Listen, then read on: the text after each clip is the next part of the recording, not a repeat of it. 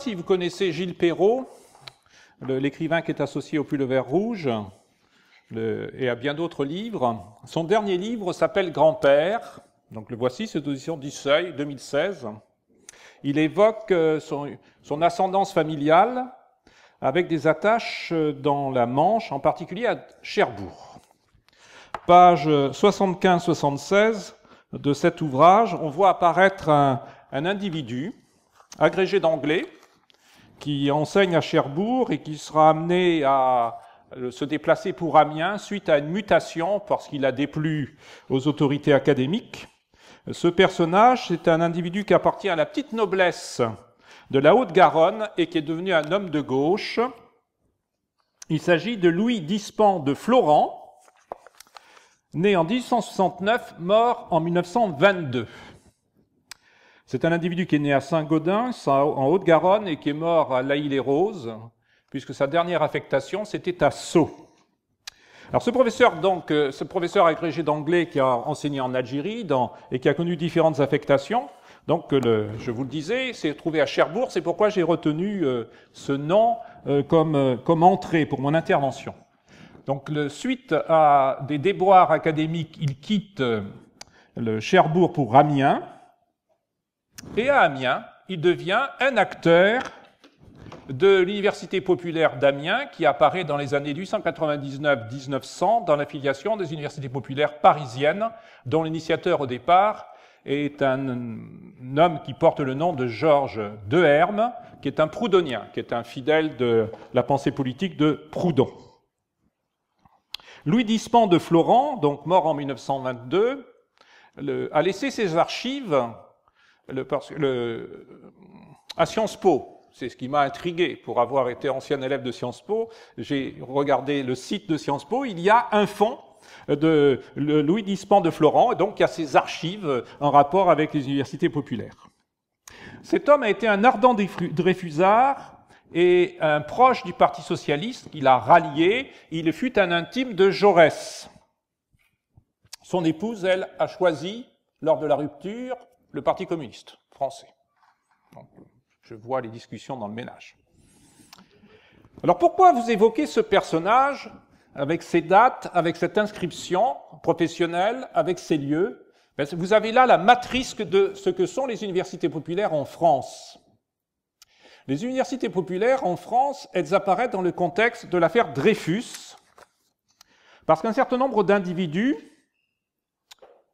prennent conscience que les ouvriers ne se rallient pas aux Dreyfusards, que toute une part de la population ouvrière dans Paris, qui n'a pas le même cursus d'études que celui que l'on peut connaître aujourd'hui, évidemment, il y a très peu d'individus qui accèdent donc au petit lycée, au grand lycée, au baccalauréat, qu'une grande part de cette population ouvrière participe elle-même de l'antisémitisme qui partage la société française entre Dreyfusards et anti-Dreyfusards.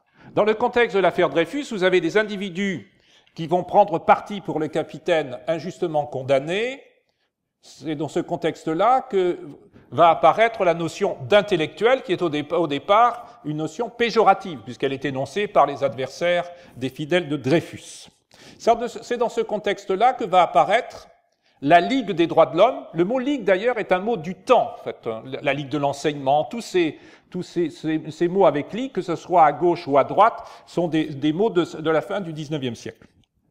Un des inventeurs de la Ligue des droits de l'homme s'appelle Deprez-Sincé. C'est un homme qui deviendra un membre du personnel politique de la Troisième République et qui était un proche d'Octave Mirbeau, qui lui-même a participé de près ou de loin aux activités de la Ligue des droits de l'homme. Si vous lisez le journal d'une femme de chambre, vous verrez que l'individu que l'on voit, qui a violé la petite fille et que l'on voit partir nuitamment, est un individu qui appartient à des groupes d'extrême droite et qui organise des bastonnades de ligueurs de la Ligue des droits de l'homme lorsqu'il se déplace dans la région de Rouen pour un certain nombre de manifestations.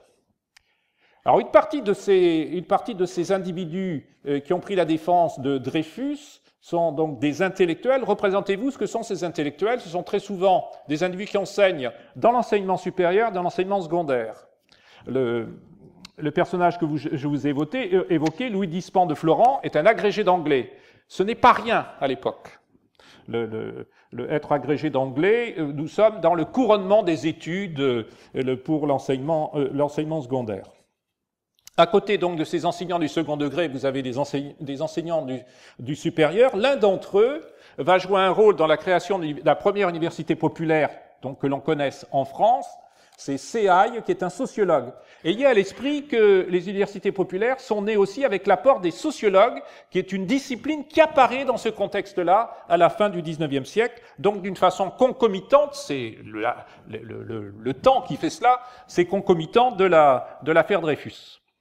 En fait, quand on pense à l'affaire Dreyfus, il faudrait plutôt parler de l'affaire Zola, puisque la création des universités populaires, en fait, elle se fait... Cette création, elle se fait tard dans le siècle, 1899, 1900. Le capitaine Dreyfus a été condamné déjà il y a un certain temps, ce qui fait que les intellectuels se mobilisent autour de l'affaire Dreyfus, c'est parce qu'il y a l'affaire Zola qui a été poursuivi en justice, qui s'enfuit à Londres, et c'est Octave Mirbeau, que je citais précédemment, qui va payer ses frais de justice. Donc un certain nombre d'individus épousent la cause de Zola, celui qui a écrit J'accuse, dont le titre en fait n'est pas de lui, mais de Clémenceau, qui possédait le journal L'Aurore, le Clémenceau qui deviendra le Tigre, qui deviendra président du Conseil. Donc, dans ce contexte de l'affaire Dreyfus au sens large et de l'affaire Zola d'une façon plus précise, donc vous avez la Ligue des droits de l'homme avec un certain nombre d'acteurs. L'un de ces acteurs, donc je disais, c'est le sociologue Séhaille, c'est Depré Sensé qui deviendra un homme politique. C'est Paul Desjardins qui jouera un rôle en inventant des rencontres dans une abbaye dans l'Yonne, et rencontres qui se continueront à Cerisy-la-Salle, qui se trouve aux environs au-delà d'Avranches, juste au bord donc de la Manche. Et de l'autre côté, effectivement, on rejoint la Bretagne et Rennes.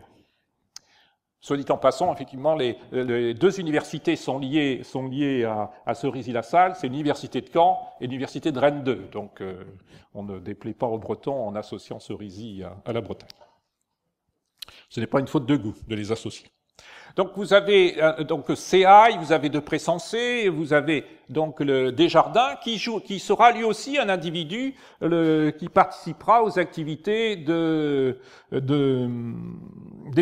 universités populaires. Autour de Paul Desjardins, vous avez un individu qui jouera un rôle au Maroc, c'est Lyautey. Il y a donc des individus qui appartiennent à des ordres de la société, au-delà donc des enseignants du second degré et du supérieur, des individus qui rêvent d'un monde plus juste pour les Français et les Françaises et qui vont essayer d'organiser un certain nombre de manifestations. Alors ces universités populaires, dans le droit fil de la première, donc organisée par Georges Deherme, elles se présentent un peu comme des maisons du peuple, dans la mesure où ce sont des espaces donc d'intervention comme celui-ci, comme ce soir, en fait, de ce point de vue-là, cela se ressemble, mais l'espace était associé, par exemple, à une salle de jeu, avec un billard, par exemple, à une petite bibliothèque, à un espace pour les dames, il y avait des ateliers de couture. C'est un personnel essentiellement masculin qui est initiateur des universités populaires. Quelques femmes se sont impliquées là-dedans, en particulier une directrice d'établissement à Lyon. Lorsque l'université populaire est lancée à Lyon, 1899-1900, eh bien c'est Madame Ruello, dont le mari est aussi un acteur de l'enseignement. Mais elle est directrice d'un établissement de filles et c'est elle qui va initier l'université populaire de Lyon. L'un des acteurs sera Édouard Herriot.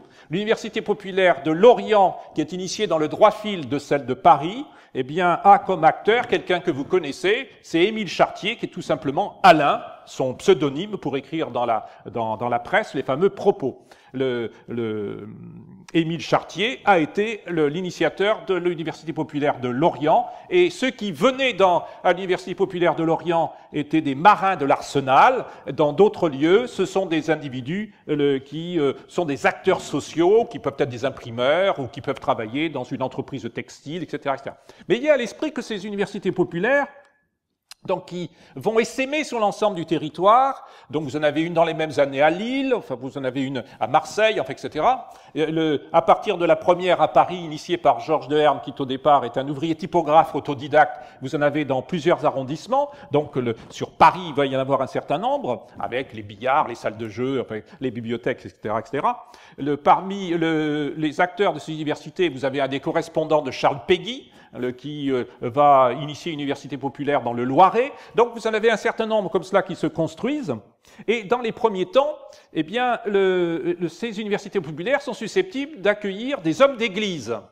Ça peut paraître surprenant, mais il faut avoir à l'esprit que, comme la Ligue des droits de l'homme n'a pas été conçue par des gens de gauche, simplement, ce qui fait que M. Jospin, interpellant des députés de droite en disant « Vous n'avez jamais rien fait pour la Ligue des droits de l'homme », des députés de droite avaient ironisé à juste titre, parce qu'en fait, la Ligue des droits de l'homme, elle a été fondée par des gens du centre droit, et avec l'apport d'individus de la gauche. Eh bien, de la même façon, pour les universités populaires, vous avez au début des acteurs de ce qu'on appelle le catholicisme social, donc vous aviez des individus en soutane qui pouvaient intervenir dans les universités populaires au début,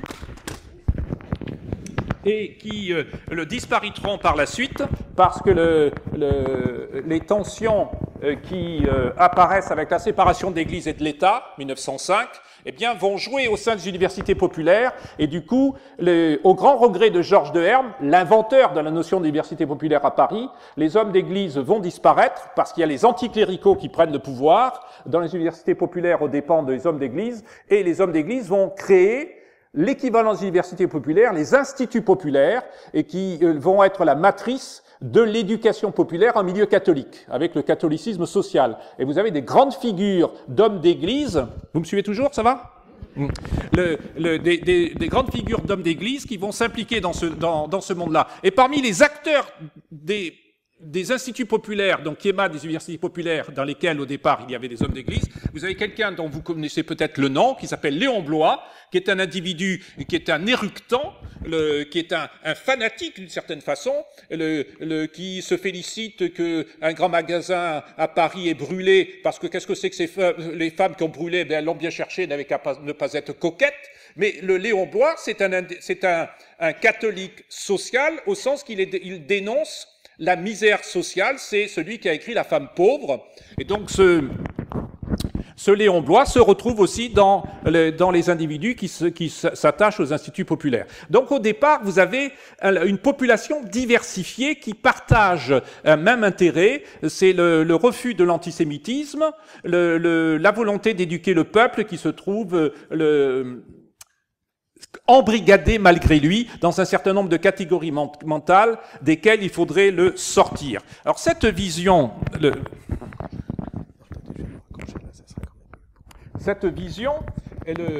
un certain nombre d'individus du temps ironisent sur celle-ci.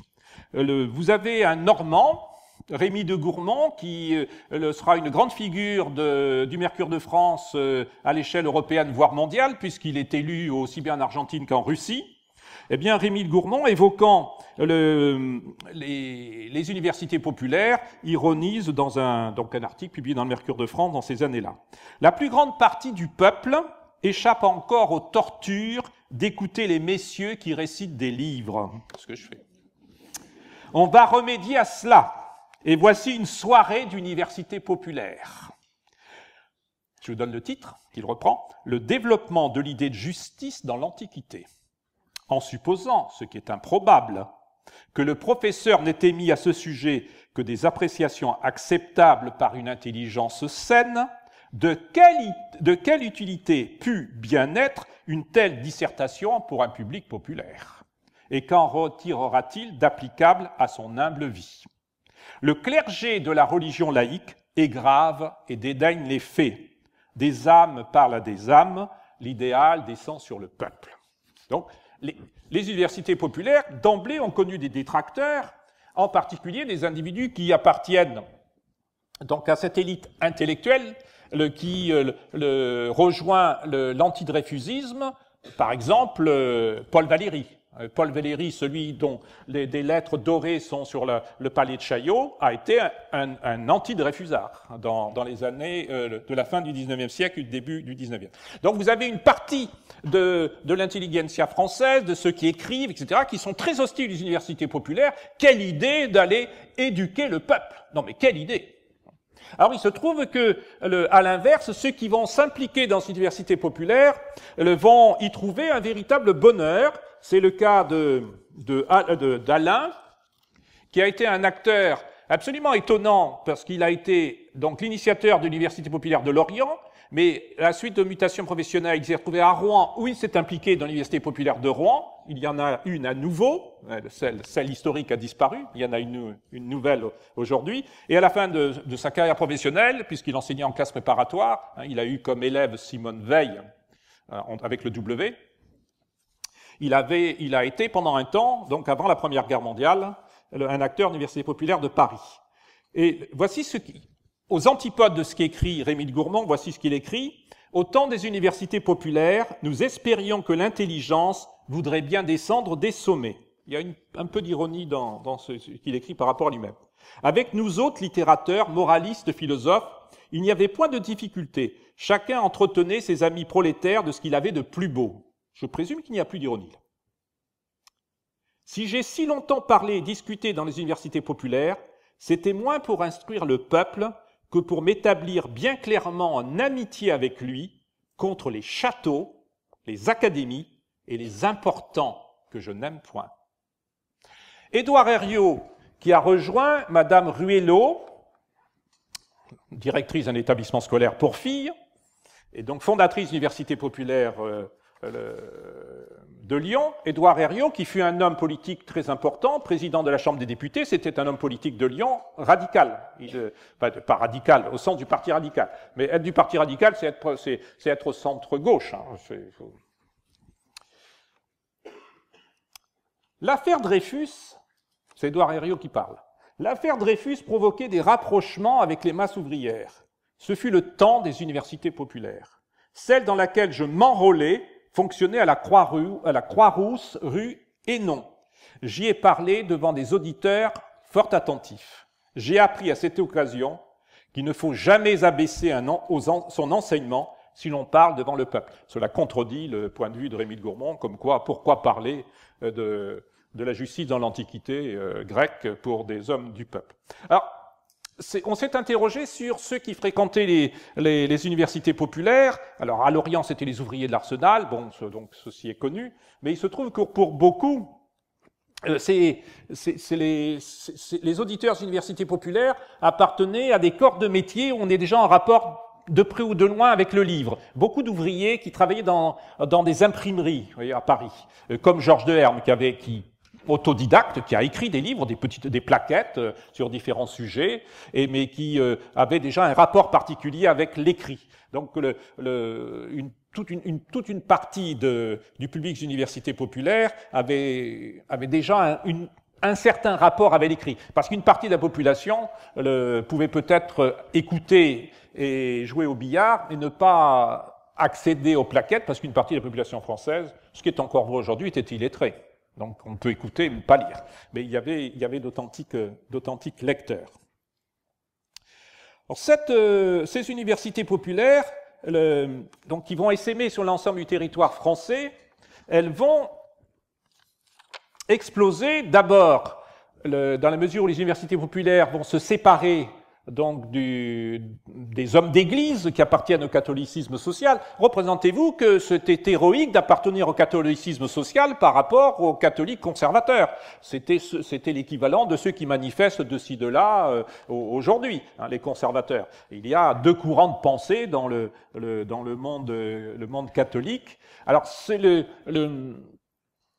le catholicisme social était rendu possible parce que vous savez que l'Église de France a évolué avec la papauté, puisque la papauté a accepté la République et que du coup il était possible pour des hommes d'Église de s'impliquer dans la Troisième République et dans ce qui était proposé. Mais les tensions au sein de l'université populaire ont été telles que les hommes d'église donc ont disparu et ils ont glissé vers donc les instituts populaires qui sont un peu l'équivalent, mais avec donc une autre coloration idéologique, davantage spirituelle, avec comme horizon le ciel, alors que les universités populaires, prises en charge par des acteurs sociaux qui étaient essentiellement des radicaux, hein, comme Herriot, comme Alain, c'est-à-dire membre du Parti radical, appartenant à une classe intellectuelle, disons banale, des enseignants de lycée, c'est-à-dire aujourd'hui collège et lycée, beaucoup d'agrégés d'établissements scolaires parmi ces acteurs-là, mais aussi des acteurs du primaire. Il y avait aussi des instituteurs, hein, comme le correspondant de Péguy qui a créé une université populaire dans le Loiret, et puis à côté d'eux, des acteurs sociaux qui venaient de l'université française, de tous ordres, mais en particulier les sociologues qui avaient créé un nouveau champ disciplinaire tout à la fin du XIXe siècle et qui se préoccupaient de questions sociales vu leur métier.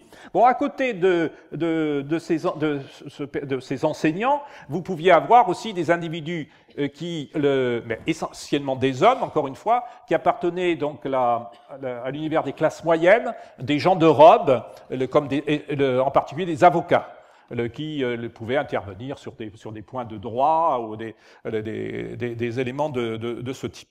Mais ces universités populaires elles-mêmes vont exploser avant même la Première Guerre mondiale, 1914. Les universités populaires vont s'étioler parce qu'il va y avoir des tensions à l'intérieur des universités populaires, la mesure où la gauche va se déconstruire et les fameux radicaux vont être bousculés par les socialistes de Jaurès. Donc Louis Dispan de Florent, mort en 1922, que je citais en entrée, sera socialiste. Et donc les universités populaires vont souffrir de ces tensions à l'intérieur d'elles-mêmes, et elles vont devenir en quelque sorte des officines idéologiques, c'est-à-dire c'est un courant de pensée qui va se développer, et du coup elles vont perdre le caractère premier, celui des initiateurs, comme Paul Desjardins, qui était un professeur de Cagnes dans un lycée de jeunes filles, comme Madame Ruello, qui était directrice d'un lycée de jeunes filles, etc., etc. Et donc les universités populaires deviennent des lieux de propagande, en quelque sorte, par adhésion à un certain nombre de convictions politiques, et du coup elles vont disparaître, en fait, parce qu'elles n'ont plus la raison d'être première, qui était, en fin de compte, de porter une éducation au plus grand nombre. En fait, les universités populaires s'inscrivent dans un champ que l'on connaît, c'est celui de l'éducation populaire. Et la Ligue de l'enseignement apparaît aussi dans ces années-là, avec, il y a un timbre-poste qui évoque les 100 ans, donc ce n'est pas loin, la Ligue de l'enseignement arrive. Un certain nombre des individus qui s'impliquent dans les universités populaires ont des noms que vous connaissez peut-être, c'est par exemple Buisson, qui a joué un rôle très important. Alors, si on s'intéresse aussi du point de vue confessionnel, les catholiques sont dans les instituts populaires et les protestants sont à l'université populaire. La Déclaration des droits de l'homme de 1789, le rédacteur est un protestant. La Révolution française, c'est aussi par rapport à des catégories confessionnelles. Les protestants jouent un rôle dans les universités populaires. Ce n'est pas simplement des agnostiques ou des athées, hein, il y a aussi des protestants. Ou des spiritualistes comme Paul Desjardins, que j'évoquais à l'instant. Alors ces universités populaires donc, qui essaiment sur l'ensemble du territoire, elles vont souffrir de ces tensions. Alors je vous évoque encore Alain. Tout ceci, vous le trouvez dans un livre qui est très bien, qu'on vous a cité. Alain, le radical, rencontre un ouvrier. J'ai rencontré le Parisien comme il revenait de son travail. Il m'a dit « Les universités populaires sont en train de mourir. Les bourgeois ne veulent plus nous donner ni leur temps ni leur argent. Depuis que leur Dreyfus est réhabilité, ils se moquent de nous. » Soit dit en passant, Louise Michel n'a pas participé à la défense de Dreyfus. C'est une femme admirable, Louise Michel. Elle organisait des conférences partout jusqu'à Londres, mais elle ne s'est pas du tout préoccupée parce que Dreyfus était un militaire et un bourgeois. Donc on n'a pas à le défendre. Donc c'était pas évident hein, de sauter le pas pour des ouvriers, de rallier ces bourgeois qui défendaient Dreyfus. Les bourgeois ne veulent plus nous donner ni leur temps ni leur argent depuis que leur Dreyfus est réhabilité. Hein, c'est pas pour rien la référence à Dreyfus, si je vous le souligne. Ils se moquent de nous. Ou bien c'est peut-être une mode comme une autre et qui a changé comme la forme des chapeaux. Mais non, lui dis-je, c'est bien plus simple. N'allez pas chercher loin. Les bourgeois ont peur de vous. Voilà pourquoi ils essaient de vous oublier. Rappelez-vous ce qui s'est passé dans tous ces temples de la raison. Il y a d'abord eu des leçons assez ennuyeuses qui endorment les passions. Bien bientôt, on en vient à échanger les idées. Eh bien, quelles idées avez-vous apportées sur ce marché d'idées ? Vous avez sévèrement critiqué le suffrage universel. Vous avez méprisé les majorités imbéciles. Vous avez rappelé que tous les progrès notables ont résulté de l'action de quelques têtes chaudes. C'était des robespierristes en quelque sorte, des Mélenchon. Vous avez fait l'apologie de la violence. Vous avez annoncé la révolution. Bref, les universités populaires ont explosé parce que vous aviez donc des modérés, les radicaux étaient des modérés, centre-gauche, et vous aviez à côté d'eux des socialistes qui étaient la gauche de la gauche, pour faire des assemblages un peu par rapport aux contemporains. Bref, les universités populaires, elles disparaissent, et la trajectoire de Georges de Herme est intéressante parce que lui qui était proudhonien, eh bien, va être lui-même écarté de sa propre université populaire qu'il avait fondée, puisqu'elle va devenir l'université populaire qu'il avait créée, Faubourg Saint-Antoine, eh bien, une sorte de centre culturel. On n'est pas loin d'un club méditerranéen pour ouvriers, c'est pas loin d'une colonie de vacances pour les ouvriers qui travailleraient chez Renault ou Peugeot, hein, comme on en voit sur la côte normande, on se balade au bord d'un lac, on va à la piscine, etc., etc. Et du coup, la dimension éducative se perd, et Georges de Herme, dépité, partira en Afrique. Il a écrit des ouvrages colonialistes. Alors, comme quoi, on peut être proudhonien et colonialiste. Hein. La trajectoire de Herme est intéressante. Donc voici les exit et les universités populaires. Alors certaines, et ça c'est un petit peu inattendu, certaines ont réussi à survivre sur le nombre d'universités populaires. Représentez-vous qu'il y en avait énormément hein, sur le territoire national. Eh bien, c'est celle de Lille. Et comment l'université populaire de Lille a-t-elle pu survivre? C'est grâce à une personnalité dont le nom vous est aussi familier, c'est Salin Gros, celui qui s'est suicidé parce qu'il a été calomnié, qui a fait appel à un avocat qui s'appelait Lévy, qui était conseiller municipal, auquel il a suggéré de reprendre l'université populaire, et donc cette université populaire a été relancée après la Première Guerre mondiale. Quoi qu'il arrive, avec la Première Guerre mondiale, tout s'arrête. Les indivisions sur le front, enfin on a d'autres préoccupations, et celle de Lille va renaître, à la différence de beaucoup d'autres qui ne renaissent pas, qui disparaissent complètement. Celle de Lille va renaître, et elle existe encore, elle est devenue une sorte de société savante. On retrouve le fond anticlérical. Les réunions ont lieu le dimanche sur le temps de la messe. Ils sont extraordinaires, les Lillois, les anticléricaux. C'est le dimanche, le temps de la messe.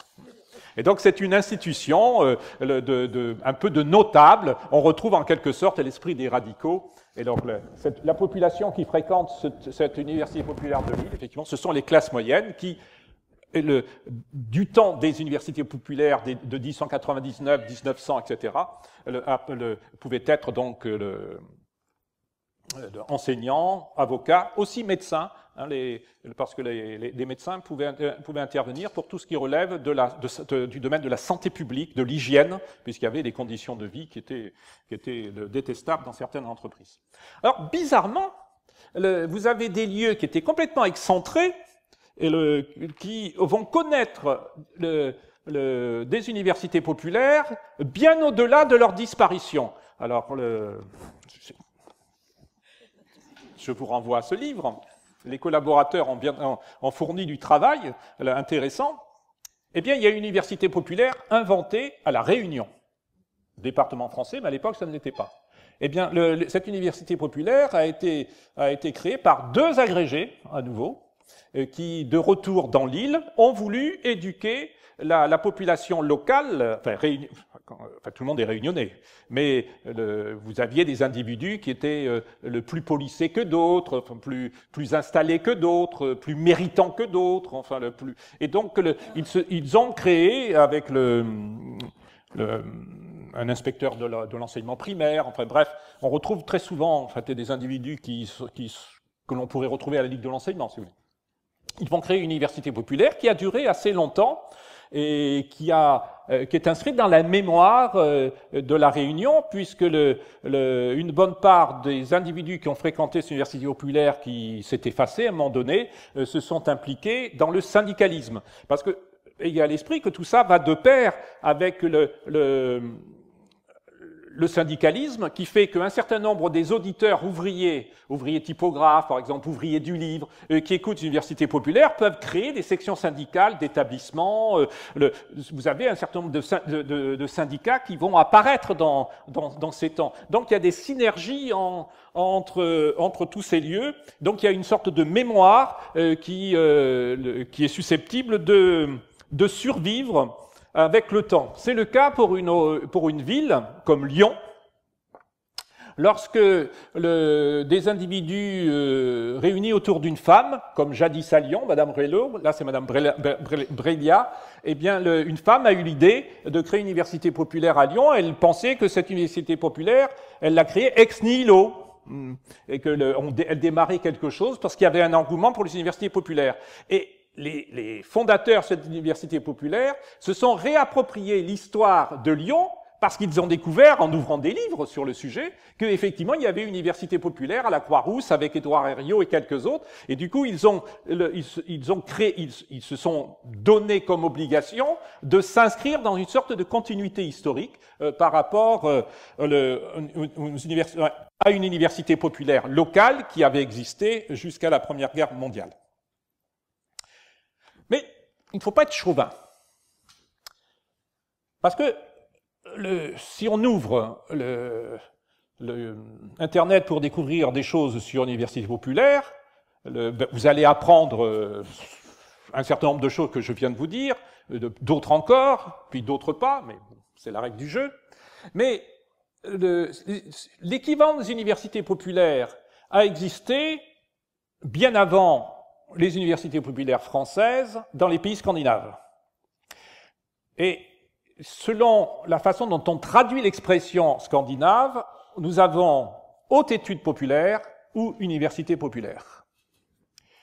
Vous avez un pasteur scandinave qui s'appelle Grundtvig, qui est associé au programme Erasmus, vous avez Leonardo, etc. C'est des noms que l'on entend dans l'espace européen, qui a fondé les hautes études populaires, donc que certains traducteurs traduisent en université populaire pour que ce soit compréhensible pour des locuteurs francophones. Et ces hautes universités populaires, fondées donc par des luthériens, avaient comme objet de former des ruraux, puisque la population des pays scandinaves est essentiellement, avant que ces pays deviennent plus riches qu'ils ne le sont grâce à l'hydroélectricité, etc., eh bien c'est une population essentiellement rurale, donc des individus qui quittent l'école comme dans l'espace français, après l'école primaire, très jeunes, et parfois même certains quittent l'école à 7 ans, en fait, donc ils ne connaissent pas, en fait, à proprement parler l'école. Et,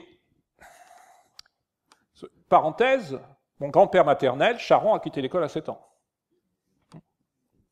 Donc vous avez, c'est pas si vieux. Donc vous avez, de la part de ce pasteur luthérien, l'idée d'éduquer la population donc rurale, et ensuite ça va essaimer dans le monde urbain, mais ça commence dans le monde rural, jusque dans les villes, et un certain nombre d'écrivains scandinaves que l'on qualifie de populistes en bonne part, comme Louis Guillou est un écrivain populiste, c'est-à-dire qui se préoccupe de sujets populaires, c'est-à-dire qui met en scène le peuple. Eh bien, un certain nombre d'écrivains scandinaves populistes qui se sont préoccupés des milieux populaires ont été formés dans les universités populaires ou hautes études populaires dans les pays scandinaves. L'histoire de ces pays scandinaves a ceci de particulier, c'est que des territoires qui ont été danois sont devenus allemands. Avec le Schleswig-Holstein, il y a eu des déplacements de population. Et cette culture des universités populaires, donc luthérienne, protestante, elle a été aussi adoptée en Allemagne. Et du coup, en Allemagne, vous avez eu aussi l'équivalent donc des hautes études populaires, quand on parle donc suédois ou norvégien, si vous voulez. Et donc, les universités populaires sont aussi apparues en Allemagne.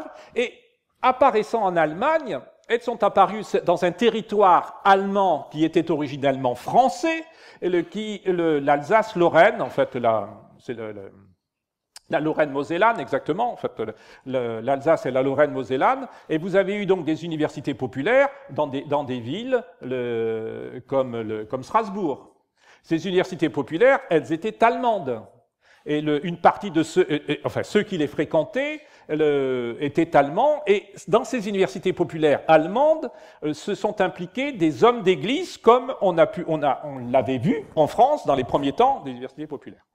Soit dit en passant, par exemple, Robert Schuman n'a pas fait la Première Guerre mondiale parce qu'il en a été dispensé pour raison de santé, un des pères de l'Europe, mais il était allemand. Et il s'est retrouvé français après le premier conflit mondial. Et l'épiscopat allemand est resté en Alsace, donc des évêques, qui étaient donc allemands de culture allemande, sont devenus français. Encore de culture allemande, c'est la culture alsacienne. Eh bien, dans cette partie du territoire français, vous avez énormément d'universités populaires qui, elles, n'ont jamais cessé d'exister. Dans la continuation donc des universités populaires allemandes quand c'était allemand, et ces universités populaires, elles appartiennent à l'association des universités populaires qui elle-même est reconnue dans l'espace européen auprès du Conseil de l'Europe. Vous avez l'association des universités populaires françaises, dont le responsable jusqu'à une date récente était le directeur, vous voyez, les mots ne sont plus les mêmes, le directeur de l'université populaire de Mulhouse. Alors ces universités populaires, qui existent à côté de quelques autres que j'évoquerai ensuite, ce sont des universités populaires qui ont des salariés. Ce sont des universités populaires qui ont ceci de particulier qu'elles sont payantes. C'est-à-dire que ce n'est pas très éloigné, d'une certaine façon, de toutes choses étant égales par ailleurs, des maisons des jeunes et de la culture, des maisons de quartier, vous allez apprendre à faire du judo, apprendre à gérer un ordinateur, etc., etc. Donc ces universités populaires, elles ont une finalité éducative populaire, mais elles ne se vivent pas de la même façon que les originelles dans l'espace français, et elles ne se vivent pas de la même façon que celles apparues après 2002, dont je vais vous parler peu après. Alors ces universités populaires donc, qui ont traversé le temps, en particulier donc en Alsace, elles existent un peu partout en France. Vous en avez une dans le Berry, cette université populaire, donc, qui est rattachée à l'Association universitaire de France, elle-même rattachée à une association européenne des universités populaires dont le cœur est essentiellement germanique, allemand. C'est une continuation historique et elles sont agréées par le Conseil de l'Europe, qui n'est pas la Commission européenne, qui n'est pas le Parlement européen. Ça englobe plus de pays, le Conseil de l'Europe. Alors, à côté de ces universités populaires de culture germano-scandinave, qui peuvent avoir des salariés, donc sont apparus d'autres universités, donc à partir de 2002, je vais y venir. Mais pour clore sur ce que je disais sur cette université-là, si vous prenez l'exemple du Valais, le Valais, qui est un canton suisse essentiellement rural, qui a accédé à la richesse grâce au sport d'hiver, mais qui était essentiellement un canton rural, il a ceci de particulier dans le paysage suisse, qui est un agrégat de cantons, que l'université populaire du Valais joue le rôle que l'institution scolaire joue ailleurs. C'est-à-dire que l'université populaire du Valais, avec des salariés, c'est l'équivalent de l'espace éducatif des autres cantons. Parce que ce canton rural ne disposait pas de l'outil éducatif comme les autres cantons, beaucoup mieux dotés, comme Genève, Lausanne, où vous trouvez des banques, etc. Eh bien, c'est le modèle germano-scandinave qui a été adopté pour le canton du Valais, où la population était essentiellement rurale. Donc cette université populaire du Valais a traversé le temps, et les autorités ont fait appel à elle pour assumer des responsabilités éducatives. Et là, vous avez du coup des salariés qui sont des enseignants, enfin, qui ressemblent de près ou de loin, parce qu'effectivement, c'est un système, c'est une fédération, la Suisse, hein, c'est la Confédération helvétique, et donc qui ressemblent de près ou de loin à leurs collègues, mais qui, eux, sont employés du canton, non pas de la Suisse, mais du canton de Genève, du canton de Zurich, du canton de Berne, etc., etc. Donc vous voyez que les universités populaires, au-delà de la France, elles existent avec leur fonction de départ, qui était l'éducation du plus grand nombre, c'est-à-dire de ceux qui n'avaient pas socialement la possibilité d'accéder aux études. Et les universités populaires, telles qu'elles ont été inventées originellement en France, en fait, avaient la même vocation. Le fait qu'elles aient disparu pour la plupart d'entre elles, dans la continuation de 1899, 1900, 1901 et 1902, c'est effectivement la politique. C'est-à-dire que l'éducation a laissé place à la politique, donc on n'était plus dans le débat d'idées, mais dans l'invective, et donc des individus sont partis, et des universités populaires ont disparu. Alors un phénomène un peu particulier est apparu donc en 2002, avec l'Université populaire de Caen. Nous étions 5. Et en fait, l'initiateur est Michel Onfray. Tant et si bien que lorsqu'on parle d'Université populaire de Caen, c'est celle de Michel Onfray. Nous sommes 21 aujourd'hui, nous étions 5.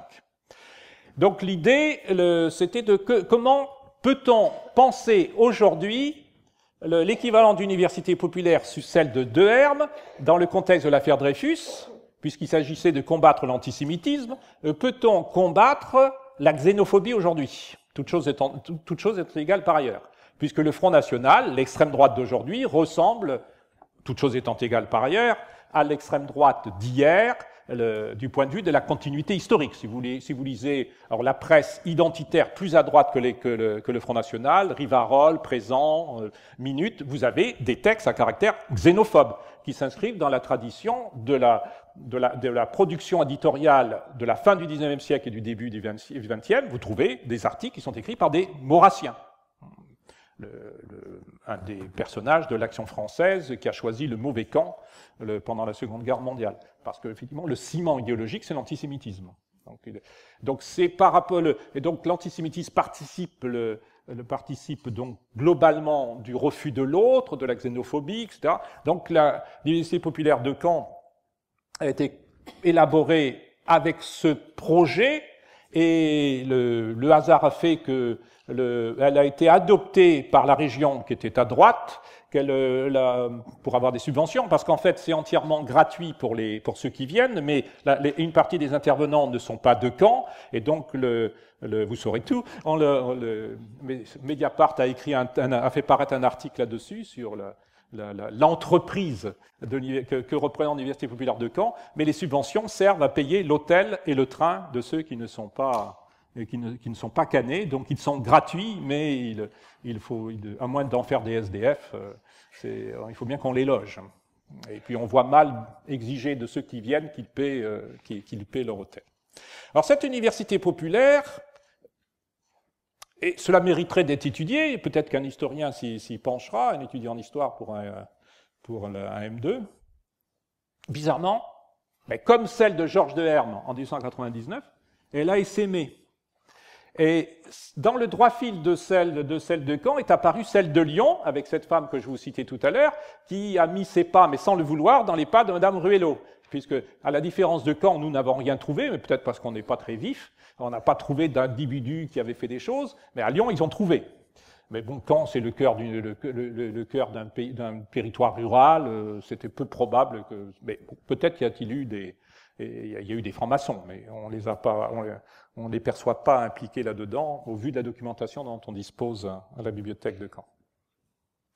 Et très vite, des universités populaires sont apparues justement avec des alliances, mais tout à fait évidentes, mais parce que le nom a plu. C'est-à-dire que des lieux où la Ligue de l'enseignement était active, eh bien, on créé les universités populaires, mais c'est un glissement d'appellation.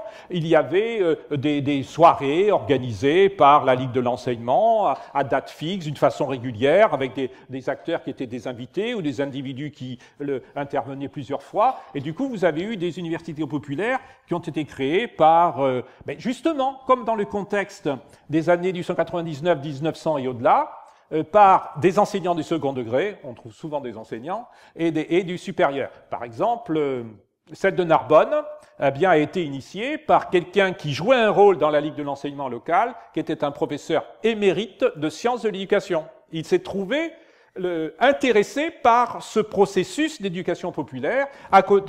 Une université populaire a été créée à Montauban, donc un certain nombre ont été créés dans le droit fil de celle de Caen, par des acteurs sociaux qui s'impliquaient dans le domaine de l'éducation populaire déjà. Et donc ils ont adopté l'expression parce qu'elle bénéficiait apparemment d'un engouement, comme le dit l'ouvrier qui s'adresse à Alain dans le texte que je vous ai lu. Il y a des phénomènes de mode, c'est comme les chapeaux. Voilà. Et donc, alors, à côté de ces universités populaires, donc qui ont comme support un certain nombre d'acteurs de l'éducation populaire traditionnelle, des individus qui avaient pris la suite d'autres individus pour une institution qui elle-même pouvait avoir 30, 40 ans, c'est-à-dire, disons, après la Seconde Guerre mondiale. Vous avez eu des universités populaires qui ont été lancées par des acteurs de l'extrême gauche, en particulier des individus inscrits dans ATTAC. Et c'est ainsi qu'est apparue une université populaire avec un individu dont le nom vous est peut-être connu, qui joue un rôle dans le conseil scientifique d'ATTAC, c'est Philippe Corcuff, qui était à Lyon comme enseignant à l'Institut d'études politiques de Lyon, mais qui habitait Nîmes et qui a créé l'université populaire de Nîmes, qui était donc de culture ATTAC. Il y a eu une université populaire qui a été créée de la même façon avec le soutien d'un maire socialiste à Saint-Brieuc. Donc, on a eu une université de ce type. Alors, ces universités-là se distinguent nettement des universités populaires historiques, des universités qui appartiennent à la culture scandinavo-allemande. Très vite, elles sont devenues, comme les universités populaires avant qu'elles ne meurent, des lieux, non pas d'éducation populaire, mais des lieux d'éducation politique par rapport à un courant de pensée. Tant et si bien que certaines d'entre elles n'avaient qu'un seul thème. C'est le cas de l'université populaire de Saint-Denis, qui, à partir d'un certain moment, s'est donné comme ligne de conduite le combattre le capital. Bon. Et donc, il s'agissait d'accueillir des individus par rapport à des objectifs politiques qui étaient partagés par les fondateurs.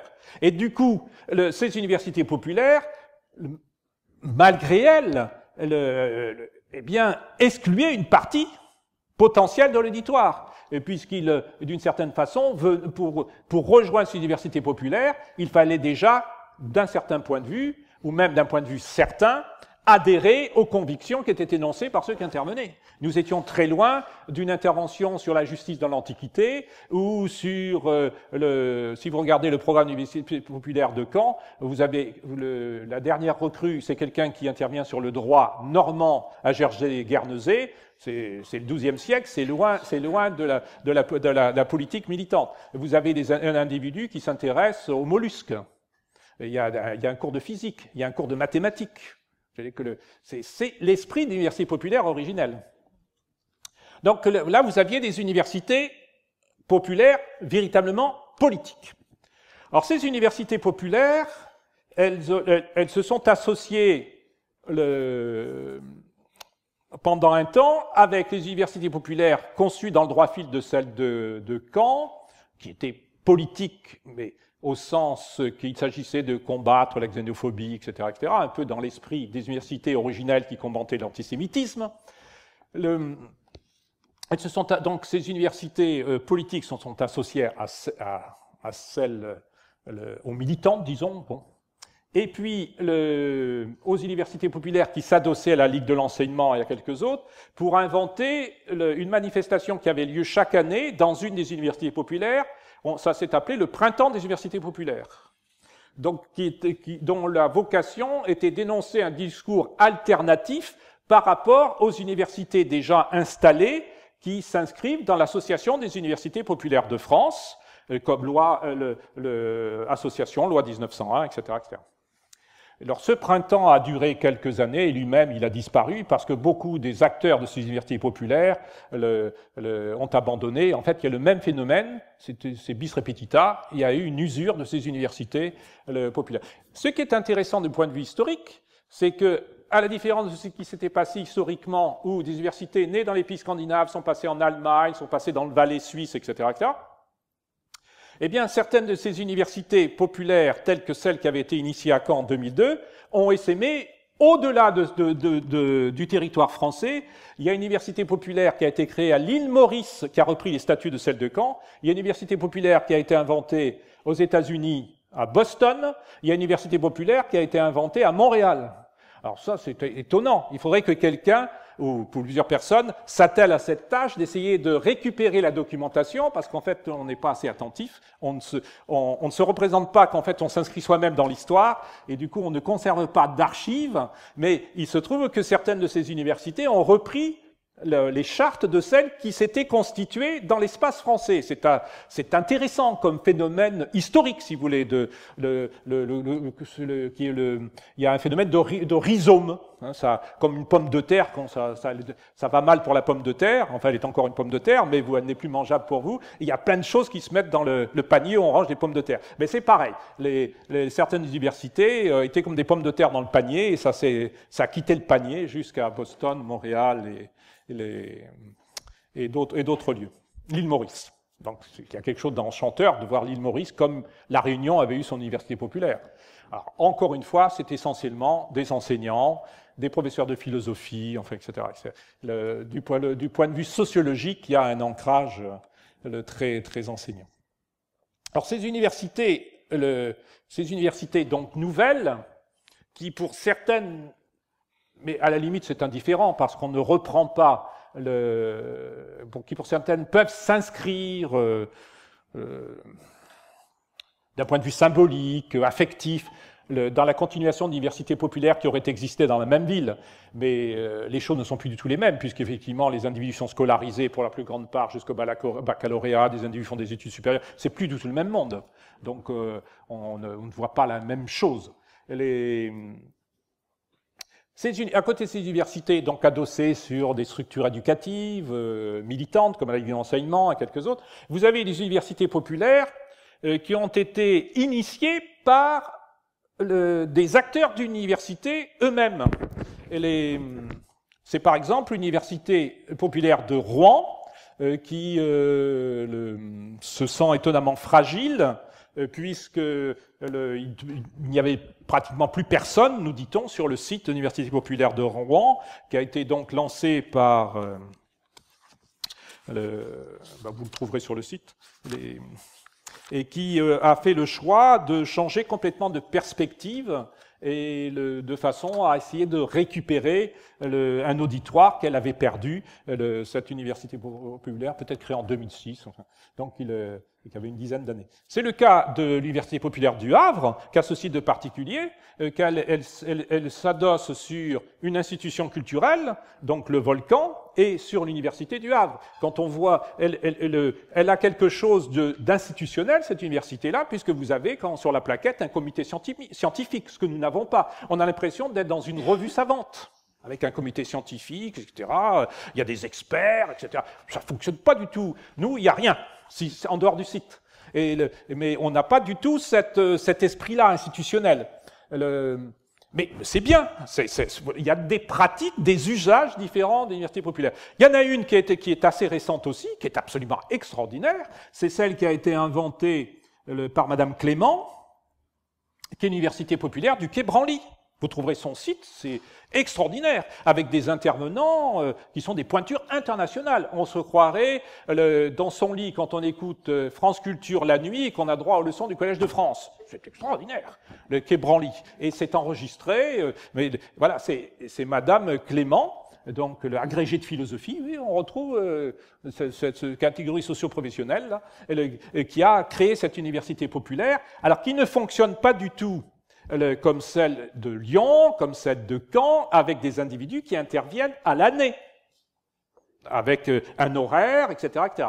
C'est un système un peu celui que vous avez, parce que j'ai lu votre plaquette, on me l'a aimablement envoyé sur plusieurs années, donc vous avez effectivement un cycle de conférences. Et donc il y a des lieux où on procède tout autrement, hein, où on fait appel à des intervenants. Alors, ces universités-là, qu'elles soient adossées à une institution culturelle comme le musée du Quai Branly, qu'elles soient adossées à une institution donc, comme le Volcan et l'Université de Caen, bon, le Havre, c'est vraiment la ville des géographes. Dans le comité scientifique, il y a plein de géographes. Et il y a dans ce type d'université, ou celle de Rouen, qui a été initiée par l'ancien président de l'université de Rouen, donc quelqu'un du cadre universitaire, eh bien, ces universités, donc, qui font appel à des intervenants, ressemblent donc à celles qui s'adossent à des structures éducatives ou à celles qui s'adossent à un groupe comme celle de Caen ou celle de Lyon, dans la mesure où elles ne sont pas foncièrement partisanes.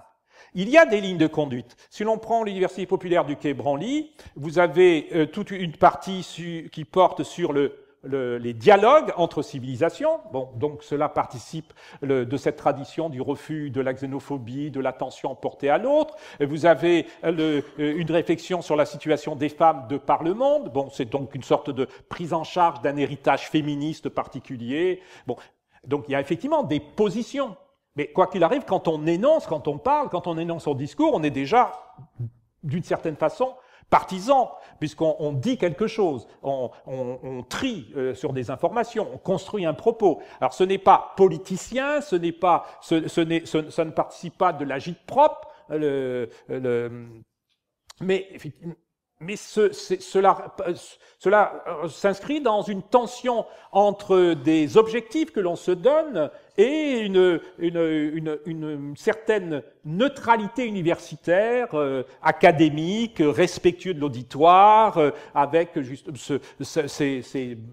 ces particularismes, c'est-à-dire que dans un même lieu, des individus qui ont des opinions différentes peuvent être accueillis par rapport à un sujet. Dans la mesure où ces universités populaires, donc qu'elles soient adossées à ceci, à cela, donnent des programmes qui sont soit sur support papier, soit en ligne, ou les deux, il est possible de préparer les séances. On peut s'interroger sur ce qui sera l'objet de la communication, puisqu'il y a ce principe qui est à peu près partagé, c'est que celui qui parle, eh bien, va laisser place aux auditeurs qui, à leur tour, vont poser des questions, vont faire référence à des expériences personnelles, des choses de ce genre. Donc, il y a, du coup, là, quelque chose qui relève de l'agora, pour parler chic. Hein, on invente un espace dialogique, pour parler chic, et du coup, ces lieux-là ne sont pas foncièrement militants, ils sont plutôt académiques. Alors c'est un peu paradoxal, puisque par rapport aux universités populaires, Alain avait choisi l'université populaire parce qu'il parlait à des ouvriers d'Arsenault et il disait « je récuse des académies, je récuse toutes ces institutions ».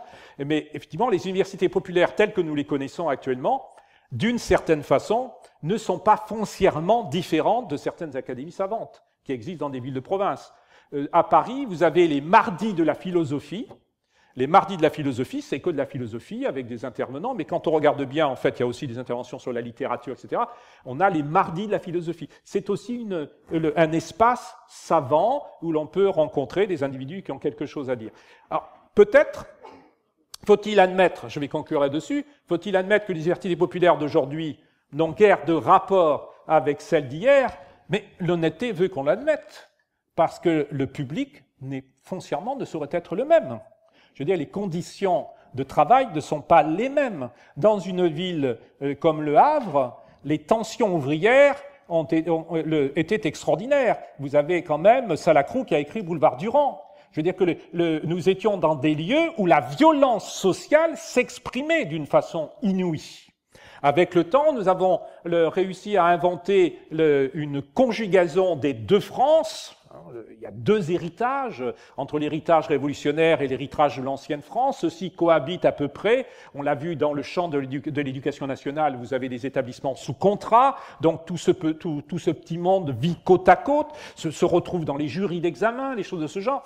Donc vous avez les instituts catholiques qui sont susceptibles d'accueillir des étudiants au-delà du baccalauréat. D'ailleurs, ils ont le vent en poupe à lire la presse, hein, ils accueillent beaucoup de monde. Donc, la société a foncièrement changé. Nous ne sommes pas dans les tensions que pouvaient connaître les universités populaires à la fin du XIXe siècle, dans un contexte où l'antisémitisme était viscéral. Je ne dis pas qu'il a disparu, il existe toujours. Il est même porté par un nouvel antisémitisme qui nous vient du monde arabe, avec les phénomènes migratoires, hein, ce que l'on n'avait pas pensé, effectivement, mais il est là. Hein, et dans les banlieues ou ailleurs, vous avez un antisémitisme qui vient du monde arabe, et donc qui complète l'antisémitisme local, en quelque sorte, celui des Gaulois, comme dit l'autre. Et donc, vous avez donc une situation foncièrement différente, et du coup, effectivement, si on procède à des analyses, on va dire le public d'aujourd'hui, ce n'est pas le même, et évidemment, il en saurait être, on ne voit pas comment il en saurait autrement. Hein, la situation n'est pas la même, donc on invente sous le même nom, sous la même appellation, un objet de pensée, un objet de réflexion qui est foncièrement tout autre. Je vous remercie.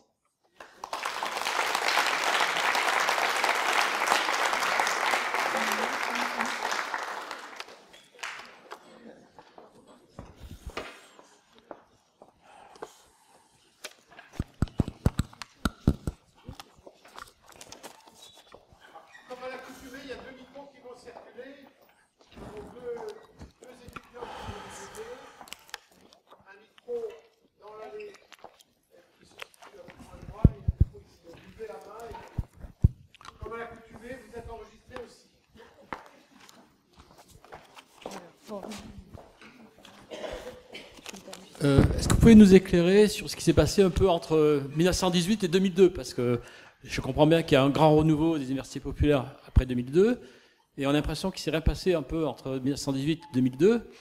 Je comprends qu'il y a eu l'université de Lille, mais je pense qu'il y a eu quand même d'autres universités populaires, peut-être portées plus par des partis politiques, mais moi j'ai le souvenir en 1970, où je suis passé un peu par Saint-Étienne, il me semble qu'il y avait une université populaire à Saint-Étienne qui était portée par le PC, par exemple.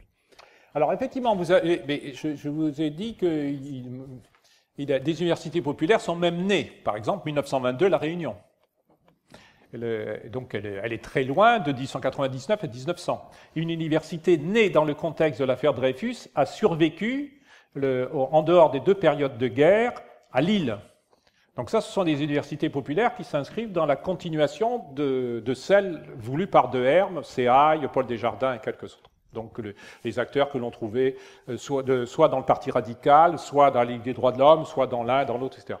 Des universités populaires ont aussi survécu dans le paysage français, en particulier dans les zones rurales, dans la continuation du modèle germano-scandinave. Et à côté sont apparues des universités populaires, mais je pense que le nom n'était pas exactement le même. Il y avait des universités populaires qui ont été prises en charge par un certain nombre de cadres du Parti communiste et qui organisaient cela. Je vois des photos où des individus associent l'éducation politique à la gymnastique, à des séances de ce genre. Un acteur de la résistance communiste exécuté par les Allemands, qui était un professeur de philosophie, je n'entends plus le nom, a été un acteur des universités populaires communistes. Mais nous ne sommes plus dans les universités populaires comme espace éducatif. Nous sommes dans l'équivalent de ce qui existe aujourd'hui quand Attac propose des universités populaires. Ce sont des groupes de pensée idéologiques, politiques, qui organisent une éducation pour des ouvriers, ou des ouvriers agricoles, ou pour des individus qui vont acquérir des responsabilités dans le parti. Et donc, mais Madame la ministre de l'écologie, Madame Royal, avait fait appel à M. Edgar Morin pour organiser une université populaire quand elle était présidente de région à Poitiers. C'est resté sans lendemain, mais c'était une extension de son aura. Voilà. Il y a eu des universités populaires symboliques avec M. Edgar Morin. Puis voilà, ça ne s'est pas fait, mais l'idée était là. Elle reprenait en fait l'idée effectivement des universités populaires politiques. Donc le paysage n'a pas été totalement vide, mais on ne parle pas exactement de la même chose, quoi. Voilà. Celle de Lille est absolument extraordinaire, parce que, mais encore une fois, ils se réunissent le temps de la messe. Je trouve ça très anticlérical, c'est charmant. C'est charmant. Justement, à propos de Lille, y a-t-il un lien entre les cercles de rhétorique qui existent dans le Nord et l'université populaire, enfin les universités populaires? Peut-être, les noms qui apparaissent sur l'université populaire de Lille, de mémoire, je ne vois pas les cercles en question, mais c'est possible.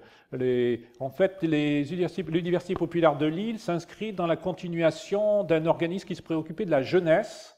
Et on trouvait à la fois des laïcs et des cléricaux pour l'institution de celle-ci. Bon, déjà des notables, en fait. Oui. Peut-être y a-t-il effectivement les cercles de rhétorique. Ce qui est dit de l'Université populaire de Lille, de ses programmes, c'est que certaines disciplines n'étaient pas assumées parce que des académies savantes sur l'île les assumaient de leur côté. Donc, ils ne faisaient pas double emploi. Moi, j'ai vu ça en Flandre-Maritime, il n'y a pas très longtemps encore, il y a 5 ou 6 ans. Il y avait dans des tout petits villages des concours de rhétorique qui avaient l'air d'être très fréquentés. Ah oui, mais c'est autre chose. Oui, mais ça vient tout à fait de l'éducation populaire. Oui, si vous voulez. Ben alors, si vous voulez, en Normandie, on a eu pendant longtemps des concours de poésie. Je me demande si ça porte pas le nom de Puy. Enfin, il y a effectivement, ça peut réunir des individus. Alors, dans des petites communes en milieu rural, il faut célébrer les majorettes. Il faut célébrer les petits orchestres qui appartiennent véritablement à la culture populaire, et qui jouent un rôle de socialisation considérable.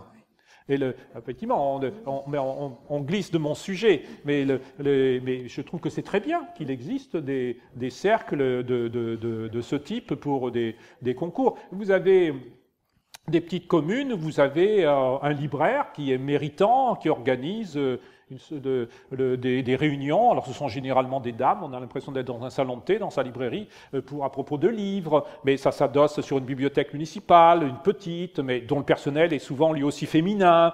Ouais, on est dans oui, tout ça est utile. Tout ça est utile. Les universités populaires, enfin, elles avaient du caractère. Je veux dire qu'on se donne un adversaire, on essaie de construire un monde meilleur. Ouais. Donc, il y avait déjà quand même une dimension politique, mais avec la limite que l'on se donne, d'une certaine neutralité pour que des individus qui ne vous sont pas foncièrement adversaires, mais qui ne sont pas de la même idéologie que vous, mais qui sont proches de vous, puissent cohabiter. Voilà, ça a fonctionné comme ça. Oui, mais ça, je trouve que c'est très bien.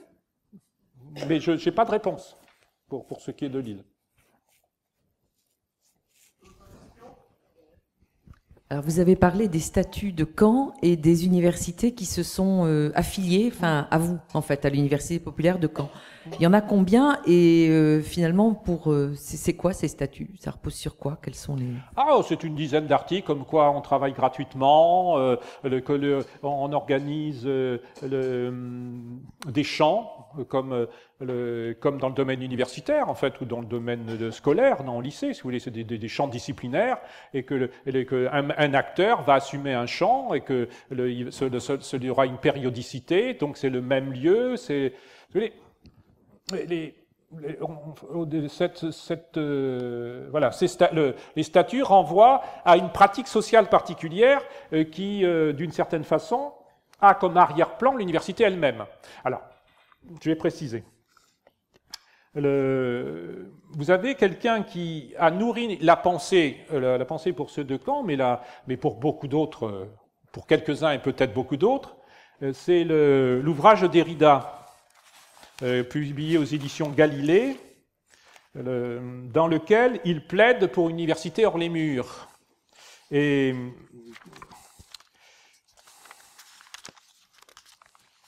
je ne suis pas parfait, je ne me souviens pas de tout pour les titres.